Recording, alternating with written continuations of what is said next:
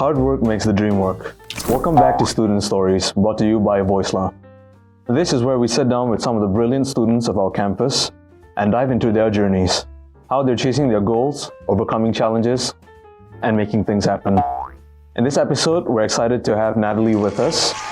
She's passionate about modeling and photography and is already working as a freelance model, all while juggling her studies. Today we'll be talking about her experiences, the challenges she's faced, and as well as what drives her to keep going. So anyways, welcome to the show, Natalie. Thank you so much. To start things off, could you give a short introduction about yourself? Like, what courses are you currently doing and what are your passions? Hi everyone, my name is Natalie. I am turning 23 next week. So I was born and raised in Kuching, Sarawak. I actually moved states here when I was 18 years old to pursue my diploma in communication and media. I later graduated that with a distinction. And so, fast forward to now, I am officially a final year student in the program Bachelor of Communication in Media Production with honor. So as for my passions, I would say that I have a lot. I love films and movies. I love learning about beauty and fashion, as well as writing. I like reading about mental health and psychology. I think I have a lot of different interests that I would love to explore. So are most of your passions like hobbies, or are there any of your passions that you're working on now professionally? I will say that because I am a freelance model, I do take on a few jobs here and there when I'm free, but most of the time I'm focused more on my studies in media production. Actually, just last week, I shot a social media video content with Gamuda Garden. And later on today, I have class after this podcast interview. I have to shoot another podcast later on this evening for an assignment. Right, so tomorrow I have my facial appointment. Yeah. Every journey has a starting point. So what inspired you to get into modeling? Was there any specific moment in your life that made you realize that, oh, this is what I wanted to do? So in March 2020, I had actually undergone, because I have scoliosis for a huge part of my life, and I had actually undergone a posterior fusion scoliosis surgery. And so after that, I was bedridden for about a week. And pretty much after that, when I went home, I had to heal, let my body heal for at least 6 weeks. 6 months. And that's what the doctor advised. But actually, it took longer than that because I still get back pain here and there nowadays. During that period of time when I was healing, I was actually really, really chubby. And I hadn't learned about, makeup and hair and, just how to style myself. I had to really learn a lot of things by myself. And it was also during the pandemic that I studied my diploma. And so, it was just online classes here and there. And I was stuck in this small bedroom at school, the school hostel. And so I guess you could say that I'm a bit of a late bloomer because of the way that I look and the way I was very unhealthy, and I was constantly binge eating because no one was around to look at me and judge my lifestyle at the time. And also because I gave myself excuses to not exercise, even though at some point I could have done that already. But yeah, sometimes it still hurts my body to lift heavy weight. And so I think it was in September 2021 that I started modeling. A local photographer actually reached out to me, and yeah, we did a collaboration, and I thought that it was really fun because it was a great way to express myself. And even though back then I was still very diffident in the way that I looked and the way that I presented myself, I wasn't quite satisfied yet. I will say that that was a starting point that I'm quite proud of, because even though I wasn't ready at the time and I was quite fearful of how people would, perceive me, I think that, that was just how I started my, modeling journey. Yeah. All right. Also, furthermore, we also found out that you have a strong interest in photography and as well as filmmaking. Yeah. Does that connect with your passion for modeling?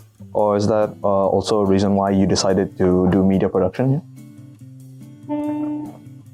For me, I do prefer to let myself try both being in front of the camera and also behind. So the way that I see it is that when I'm modeling, right, it's more of like a feminine thing in a way, and that would later translate into the way that I pose, my body language, as well as my facial expressions.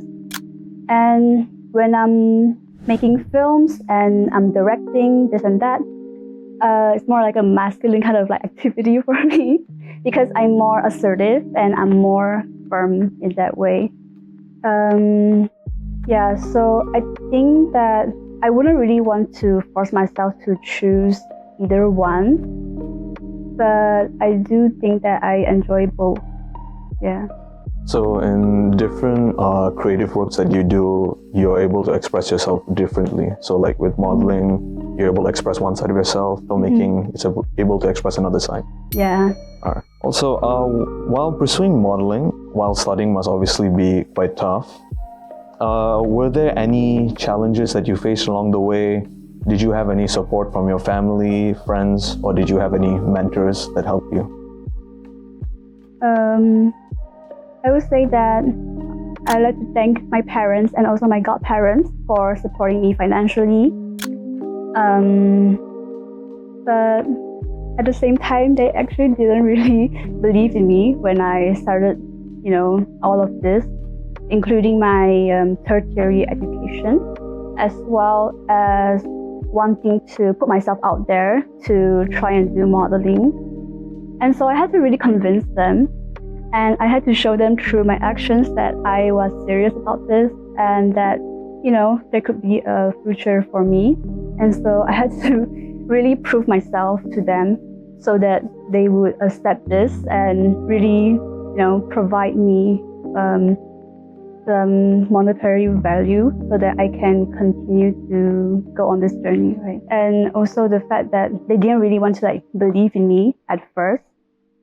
But if they're watching this, I would like to thank them because they taught me the value of money, integrity, as well as hard work. They did not spoil me like a brat. I had to, I had to really change my personality. I developed a go-getter attitude so that I could really get the things that I wanted, because they didn't want to give it to me directly, right? So I had to do a lot of things from scratch. So you sort of had to pave your own way into this industry. Yeah, kind of like a self-made girl. All right. We also noticed that in your social medias, feminism is a very strong theme. So has that influenced the way you approach modeling? And do you think it plays a role in your confidence and independence in this industry?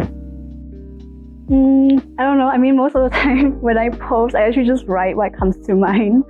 I wouldn't say that I really force the idea of feminism in those, but I guess I do uphold this value within me, and this has really taught me to let myself shine bright and make space for my own talent to be nurtured, and also to not dim myself, dim my own light, to make other people feel more comfortable, right? Because I think that having this value of feminism also taught me to really know my worth. And if I think that I'm not being compensated well enough for any job that I take, either commercials, for social media, or just photo shoot, then I should speak up and really negotiate like my life depends on it. Because in this industry, if you don't ask for it, you might not receive the thing that you want. You have to just shoot for the stars and, hope you land somewhere there. So the modeling world can be tough, as you've said. So whether it's dealing about body image pressure or strict diet expectations, or as well as the competitiveness of your industry, or even something as important as your income, what has been some of the biggest obstacles you faced when entering the industry? I would say trust. Trust is a hard thing to come by. Trust, you have to earn it from that person. Not just in this industry, but in general. A lot of people would have ulterior motives and bad intentions at heart. And they would kind of show that through some red flags. And so you have to really just stay sharp and discern these people critically, and to not just judge them by how they look, because they could look sweet, they could be nice to you, but behind you, they could be doing other stuff, they could be speaking ill of you. Also, I wanted to share how, in this industry, I've seen men who wear suit and tie be really perverse towards people, like very lustful towards women. And just overall, during the job that we take, they would make us feel uncomfortable. And it's really a hard thing because you don't want to offend them. And they do hold a certain, power or authority. And they're the ones who are kind of giving you this job, even though you are the one who's working. So yeah, it does make things harder.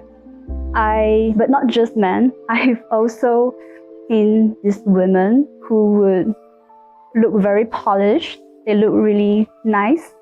Sometimes they will act nice to you. They would talk in a really sweet tone, right? And they will wear makeup and have these really fancy hairstyles. But some of them are also greedy to a point where they will exploit you if you let them.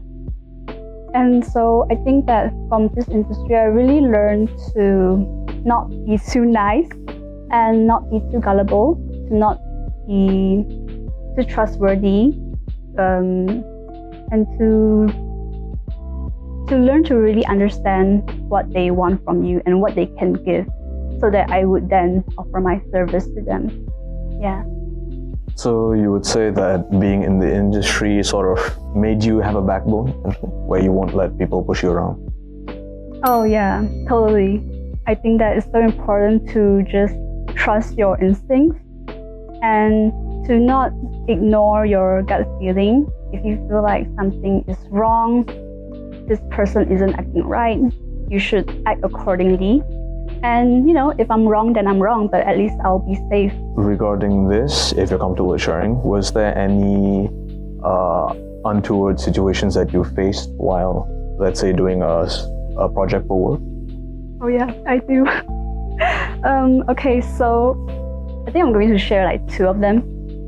One would be involving this male photographer. There are a few articles about him, I think. He goes by the username on Instagram. This is deleted now, by the way, because he was caught. But his username was called Oni-chan. And so if you know what Oni-chan means, it actually is so weird, because why would you want to call yourself that? So for your information, he is Muslim, right? He is a Malay. And I think I worked with him 4 times, and all of them were non-paid photo shoots, by the way. But I'll talk about this later on, because I was still building myself up. But yeah, there was this one time, it was the last time that I did a photo shoot with him, because of his behavior towards me. He didn't really do much at the time, but it was kind of this social media video content that we were filming for a restaurant. I'm not gonna name the name, but yeah. he was acting really suspicious. He was getting really like off camera. We finished filming, and so off camera he was starting to get really close to me. I felt like it was really weird because we were trying to finish the meals that they had provided us, right? And he wanted to take a selfie with me, and so I agreed. But he was getting really close to me, and that was making me really uncomfortable. And so after that, before I went home, he said that he was going to send me the photos and the videos and such. But I told myself that was the last time I was going to work with him, because not only do I feel like he was constantly taking advantage of me as like a newbie model at the time, but he was being really weird. And so I just told myself that this is not worth it. I'm not going to do any collaborations with him anymore unless I do have someone with me. Usually for my photo shoots, I do have either my sister or my mother with me. But at that time, that was like the one time that I didn't have anyone to accompany me, which is why I guess he was acting that way, right? So I think a few months after that, early 2024, my sister sent me an article. It was about him harassing and sexually assaulting multiple models. I think the number got up to like 30. Oh wait, no, I think it was like 50. Yeah, it was like really bad. I didn't really like confess to the girl who actually, and props to her, because like she exposed him and she shared her story. It was really sad because of the way that he assaulted her. But yeah, I didn't really confess anything to her at the time because I felt like I didn't really have that big of a story. It wasn't like that serious. He didn't do anything to me. He didn't really like touch me physically or sexually. But yeah, it was just crazy the way that it all went down. And after that, his account went MIA, and I pretty much can't find him anywhere now. So yeah, he was on like a few newspaper articles. And so yeah, you guys can search it up. He's from Kuching, Sarawak. So yeah.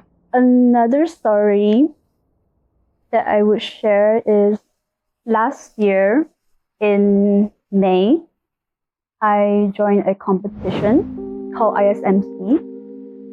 Basically stands for International Supermodel Malaysia Contest. It was a competition that originated from China. And so, they were holding this contest in different other countries.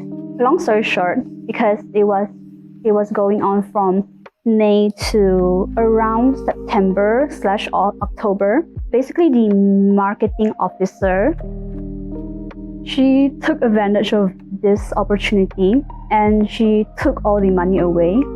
Well, not all, but a lot of them, because being one of the finalists, one of 49, all of us have to pay 1,400 just to join this contest.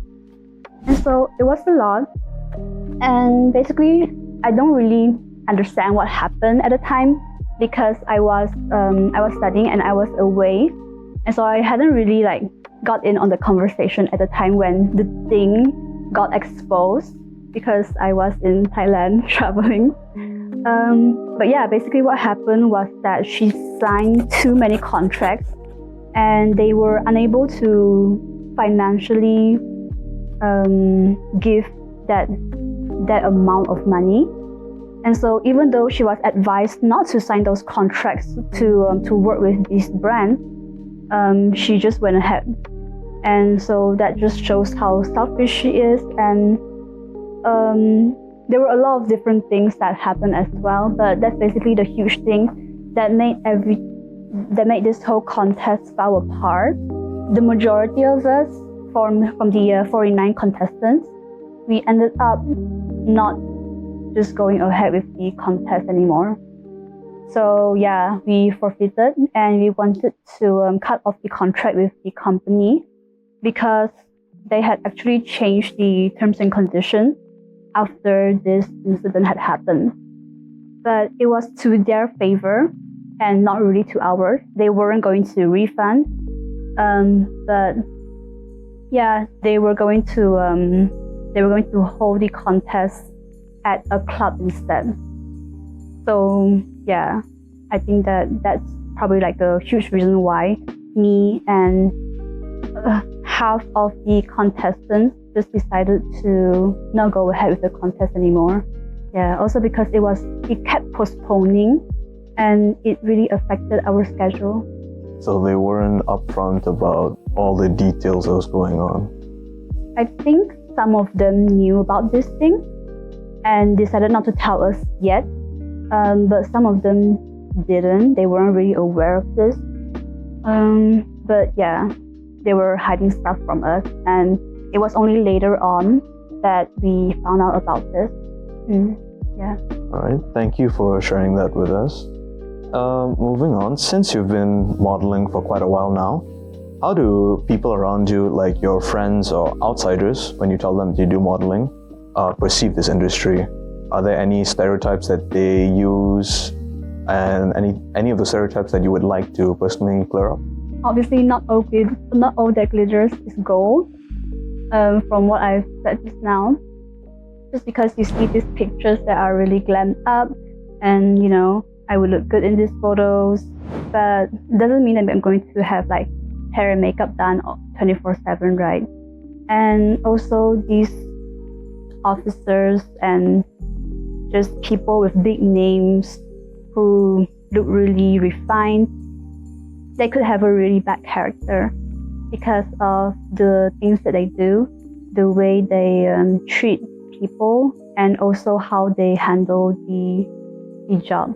I guess one of the stereotypes that I face is that people think that because of the way I look and also the way that I do present myself on social media, they think that I'm this diva or like mean girl. But I mean, people have their own perception and you can't really control it. But I know who I am and I do stay true to myself. And that's all I can do, really. And so that's something that I do face, but I don't really want to handle it because I think what's best is that I just keep it pushing and just keep minding my own business. That's how I see this issue. Have you had any big achievements in your modeling career? And does that any of that tie into your university scholarship? I mean, I was one of the finalists for ISMC 2024. I don't know if that counts. I do think that I have around like 4 years of modeling experiences under my belt. But I also think that I have a long way to go and I still have a lot of things to learn in this industry regarding people and things and just the way that things work in the world, right? So looking back, what are some of the most important lessons you've learned through modeling? Like, have these experiences shaped who you are outside as well? So for modeling, because I started in around September 2021, I can remember. I actually started that as an interest and it later became a hobby. Then now it has become one of my passions and also side hustle. Because I've persevered in doing this thing, this quite unconventional path that I've took that not a lot of people would agree on, including my parents. I think it really taught me resilience and to not give up. So if you were to go back to when you were first going to start modeling, what would you give your previous self advice? The key thing to know is to know your worth And because at the time I was still starting out, and so I agreed to do quite a number of, non-paid collaborations of photo shoots here and there, including social media video content. I think I was quite scared to speak up because I felt like I had no credibility, and I thought that, but I also had this mindset that I had to build my portfolio, and so I was kind of looking at these photo shoots as free photo shoots for me to build my portfolio. So I was okay with that at first, but I think at some point I actually could have just rejected them, or just asked for compensation, because it is a form of respect. Another advice that I would give to myself is to just stay sharp and be able to think critically about any situations that I'm in. Sometimes, even though there's an opportunity that I'm interested in that comes up, it doesn't mean that I must take it.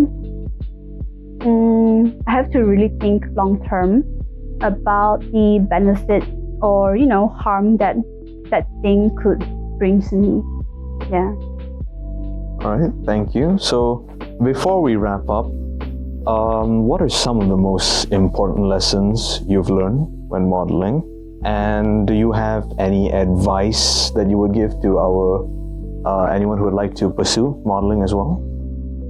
I think that if you're young, or if you think you're not young anymore, I think that if you have a dream and a goal, you should take a leap of faith and put yourself out there, because it is only through actions that we can know what we are good at. I think that if you want to start modeling, you shouldn't do it full time straight away. You can start small and just work your way up to that point where you feel like you are comfortable doing this financially full time. You shouldn't be afraid of failures, and of course there are going to be a lot of different small and big mistakes that you make here and there, but you shouldn't look at that as something that's going to stop you. You shouldn't let those hurdles hinder your growth and progress. The way that I view mistakes is that they can serve as these stepping stones to help me get to my milestone. And so if I just keep going, then I will achieve my goal at the end. Yeah. All right. Thank you so much for your time, for sharing your stories with us. So, Natalie, I'm sure a lot of people will find your talks quite inspiring, and we hope that you have the best in your future. As we always say here on Student Stories, hard work makes the dream work. Thanks for tuning in, and we'll see you next time. Bye.